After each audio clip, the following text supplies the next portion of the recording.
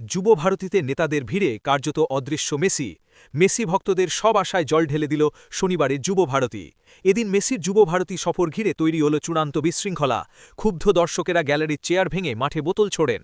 মাঠের ফেন্সিংয়ের গেট ভেঙে দেন ক্ষুব্ধ জনতা। কয়েকশো মানুষ মাঠে ঢুকে পড়েন। পরিস্থিতি এদিন নিয়ন্ত্রণের বাইরে চলে যায়। এদিন হাজার হাজার টাকার টিকিট কেটেছিলেন দর্শকরা। মেসিকে না দেখে মাঠে এদিন কার্যত ক্ষোভের বহিঃপ্রকাশ ঘটে। এমনকি এক ভদ্রলোক 14,000 টাকা দিয়ে টিকিট কেটেছিলেন। তিনি তার স্ত্রী ও মেয়েকে নিয়ে মাঠে গিয়েছিলেন মেসিকে এক ঝলক দেখতে, কিন্তু তিনি স্টেডিয়ামে ঢুকতেই পারেননি। তিনি দাবি করেন তার টাকা ফেরত দিতে হবে। এক উত্তেজিত জনতা বলেন, কদিন বাদেই এই স্টেডিয়ামে মোহনবাগান, ইস্টবেঙ্গল ও মোহামেডান আইএসএল খেলবে। সেই স্টেডিয়ামে চেয়ার ভাঙা হলো, এর দায় কে নেবে? এদিকে এই বিশৃঙ্খলা পরিস্থিতির জন্য প্রশাসনের পক্ষ থেকে দুঃখ প্রকাশ করা হয়। মুখ্যমন্ত্রী মমতা বন্দ্যোপাধ্যায় পুরো বিষয়টি খতিয়ে দেখার জন্য তদন্ত করার প্রস্তাব দেন। আপনারা দেখছেন অনলাইন ভারত নিউজ।